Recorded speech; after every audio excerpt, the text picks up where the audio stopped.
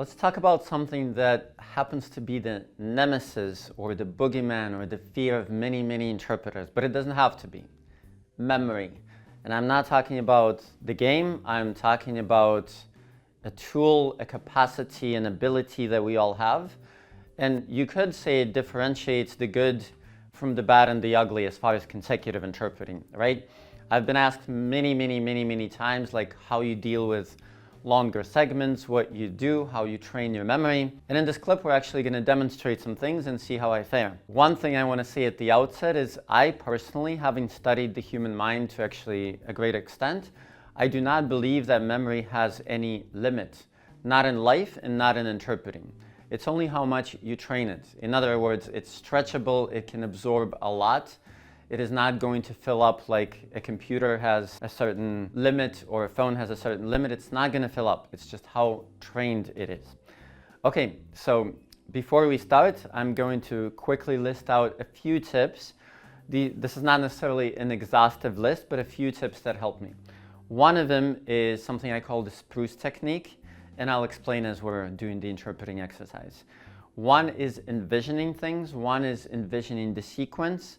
One is actually being the speaker in a somewhat philosophical, esoteric way.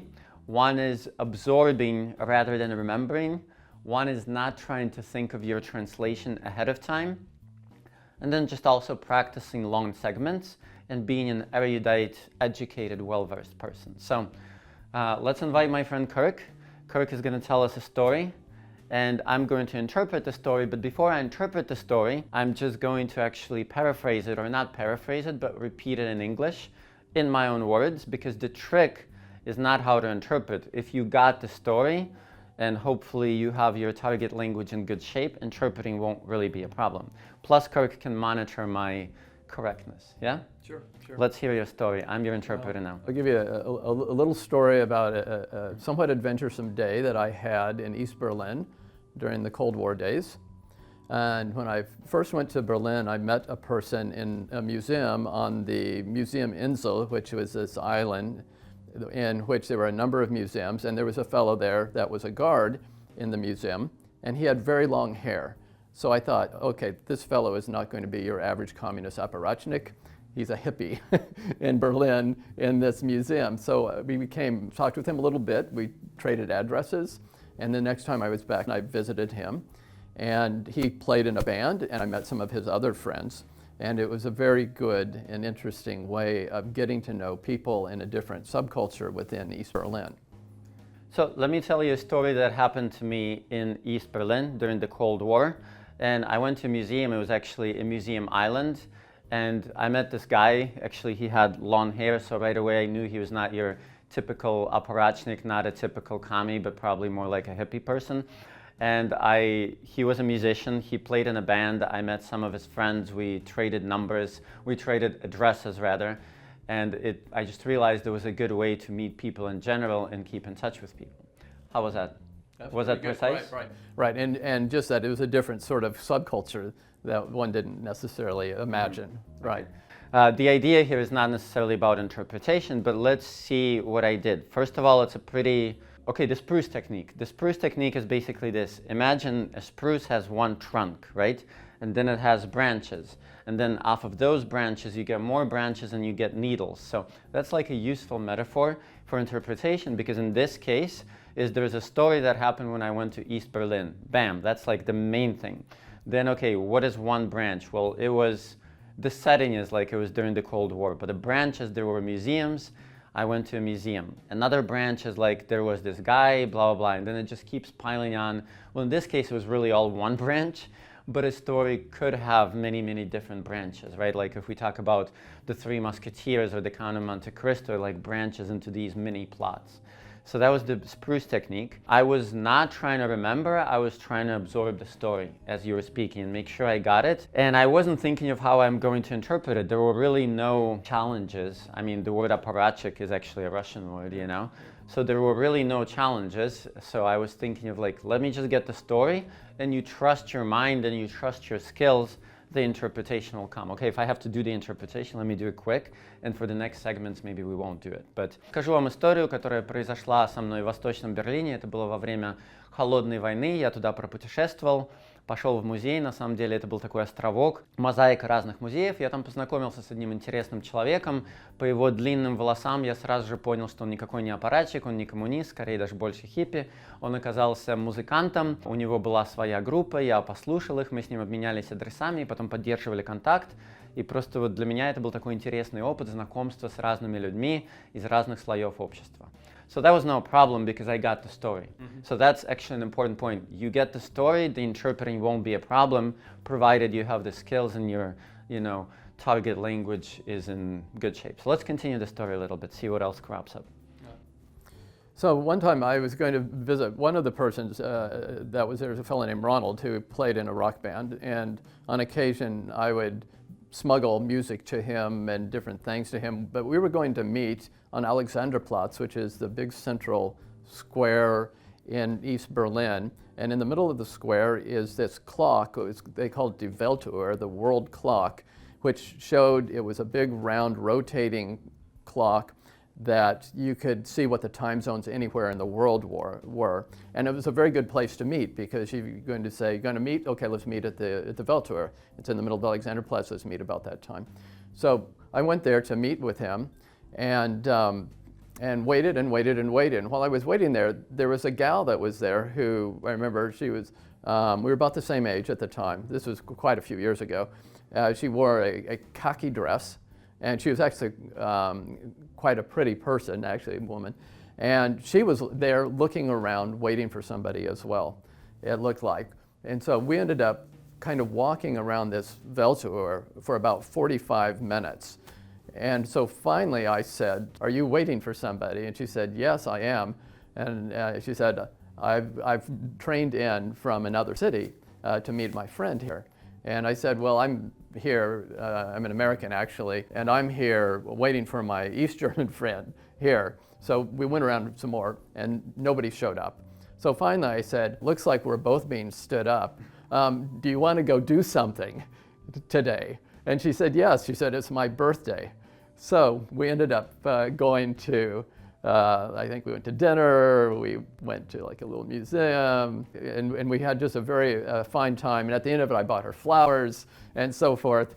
And it was just a very lovely, lovely day and totally unexpected. And what turned out, we thought was going to be sort of a big disappointment, ended up being a highlight. So she had this exotic day with the American who was visiting. I had a fun time, even though my friend Ronald had stood me up. And it was a great way to spend the afternoon. So the Die Weltuhr really brought a number of people together in an unexpected way. So I was going to meet my friend Ronald in East Berlin. Sometimes I would smuggle music to him, and we were meeting in Alexanderplatz, which is a central place in East Berlin. There was this cool clock there, Weltuhr, and it would actually show different time zones from around the world. So I went there, he wasn't there yet, but there was this pretty person, this pretty girl who was wearing a khaki dress, and she had just come on a train, and and we walked around for about 45 minutes, and I said to her, "Are you waiting for somebody?" She said, "Yes, actually I am, for a friend," but neither of our two friends came, and they both stood us up, and I said, "Well, do you want to go somewhere and do something?" And we did. We went to a museum, we went and had dinner, then I got her flowers, so that ended up being a beautiful time, even though we were both actually stood up. Good, and it was her birthday also. Oh, that's right. I missed the birthday. Okay, yeah. I might have gotten it in the interpretation, but I missed that. You're right. Okay, an important aspect actually. So let's analyze it. Well, this was a pretty actually logical story. It's easy to envision it. I've never been to Berlin or East Berlin, but you can easily envision a square with like a big clock, which just happens to be a meeting place, right? What else? I already knew East Berlin from the last segment, so nothing to remember. Ronald, I didn't write down any of these things. I could have because it's factual information, but I knew there probably wouldn't be a lot. So I just basically trusted my memory that I could remember the names of the places. If I couldn't, which is not ideal, but I would have just said at a main square or plaza in the city. I could have asked Kirk, but That's just whatever. What else? And I'm sort of getting into the story and being the speaker. The longer he goes along, the more logical the story will be in my mind, the more the puzzle pieces come together, and the easier it will be to remember. Yeah, so I don't know, let's do one last segment and then we'll call it a clip. There was one day in which I was also in East Berlin, again another time, and I was near a place called Anhalter Bahnhof, which is not the central train station, but it's one that's a little off the center of town. And I had seen, as a kid, I had seen the movie with my mom, Dr. Zhivago. And in the scene, there's a scene of, I think it's Yuri, the fellow's in the train. The train is this coal train, belching smoke. The flags are on the train. I was in Anhalter Bahnhof, and here comes this train, coal train. It's an actual coal train. It's a belching smoke. It's got flags, but these are GDR flags rather than USSR flags on there. Very dynamic, going through. And I was like, wow, this is just like in Dr. Zhivago. But it's an actual functioning train in East Germany at this time.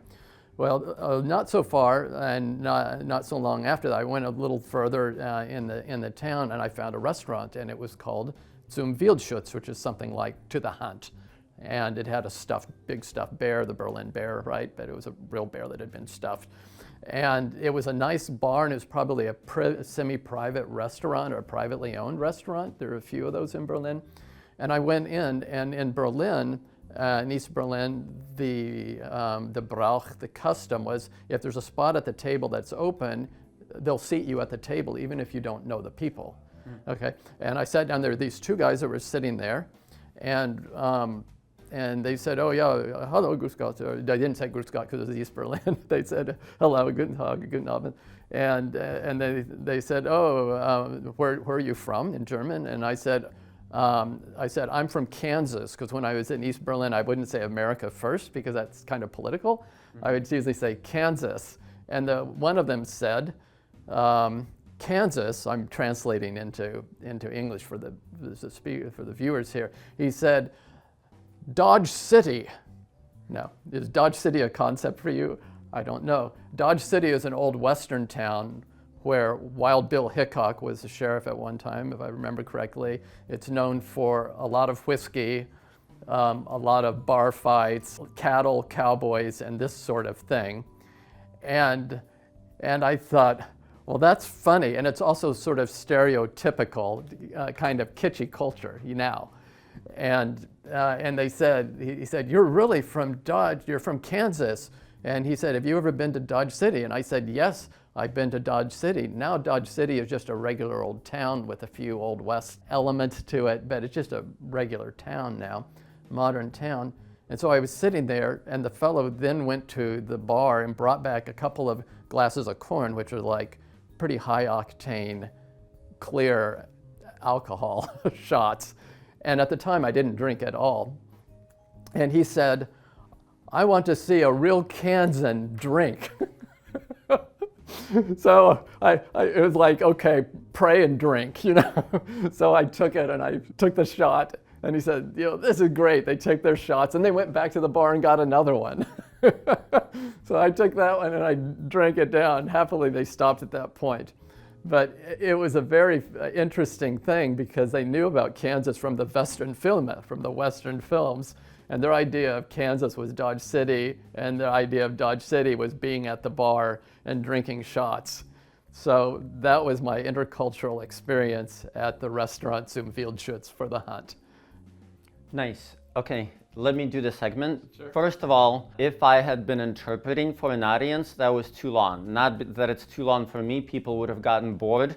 Yeah. So I would have stopped Kirk probably halfway or 1/3 of the way. But since we're doing an exercise, we're doing an exercise. But that's something to keep in mind. There are a couple factors. One is your memory, and only you know the limitations, and two is the audience. Mm-hmm. Right? So that would have probably been too long. I like to keep it shorter in a speech like that. But let's see what I can come up with. There was another time when I was in East Berlin, and I was at a train station. It wasn't the main central train station, but I see this real coal train come in, and it's huffing and puffing and blowing smoke, and I remembered how I saw Dr. Zhivago when I was a kid earlier with my mom, you know, and they had this similar coal train with flags, and I thought to myself, oh, how cool, a real coal train, right? But then I went to this restaurant. It translates from German as the Wild Hunt, and they had this big, real stuffed bear, not real, but stuffed, that formerly used to be a stuffed bear. And it was a semi-private owned establishment. And they walk me in, and they have, this was in DDR, by the way, the communist part of Germany in Cold War. And they walk me in, and they seat me at a table, and they have this custom that even if you don't necessarily are not part of the group, they just seat you at an open place at somebody's table. And there are these guys sitting there, and they say to me in German, like, where are you from, blah, blah, blah, and I say, Kansas. I didn't say America. For political reasons, I said Kansas, and they're like, oh my God, really? You must be from Dodge City. And I was like, Dodge City, and to them, Dodge City was like the city of Wild Bill Hancock, and they remember it from Western movies. Hickok? Hickok. Yeah, Hickok, and they remember it from Western movies and so forth. And they give me this, you know, shot of corn, which is like highly dense alcohol, and I'm like, okay, pray and drink. I drink it, and then these guys go to the bar and get some more. So it was a fun time, but I was kind of astounded that to them Dodge City was not just a regular city, but it had this association with Westerns, and that's the story. Yes? Did I get it more or less right? Pretty good, yeah. Good? Did I miss anything? Yeah. Yeah, no, not really. They asked me if I had been to Dodge City, and I had been. Yeah. Yeah, and but they really wanted to drink with somebody who was really from Kansas, Right. Because see how a real Kansan drank, right? And the fact of the matter is, at the time I didn't drink at all. And so that was the irony of the. Did you say in the first segment you didn't drink? Yeah, I did mention that I didn't. Gotcha. I didn't drink, but they basically said in German, yeah, we want to see how a real Kansan drinks, you know. Good. Let's see, what morals? First, if you noticed, I wrote something down. I wrote down Wild Bill Hickok because I've heard the name. I'm not super familiar with it. I didn't write down anything about Dr. Zhivago or DDR because that's common knowledge to me. I spelled out DDR because I don't know who the audience is. If it was like an older Russian-speaking audience, they would for sure know what that means. If it's a more modern or not a Russian-speaking audience, it would have been good to actually say what it is, so being a thinking interpreter. What else? Well, kind of like the spruce technique maybe slightly fits here. The main trunk is that he was in East Berlin and he had this story, and then the rest is just little details that kind of come onto that. I missed a few. They would not necessarily have been crucial for storytelling. For court, they might have been, but I'm assuming this is not really a court setting. Again, I wasn't trying to remember, I was trying to absorb the story. Let's see, and yeah, erudition definitely comes in. Like, I haven't read actually Dr. Zhivago. I would have been more comfortable if I had read the book, but for sure I know what Dr. Zhivago is and so forth, obviously. So what else? I don't know if, Kirk, if you can think of any other morals here? No, it was quite good. But I do think in practice it's important to stop when you need to stop, and to stop the person, and to don't be shy about that. In real practice. In real practice. I mean, in real life. In practice, you want to push your comfort zone.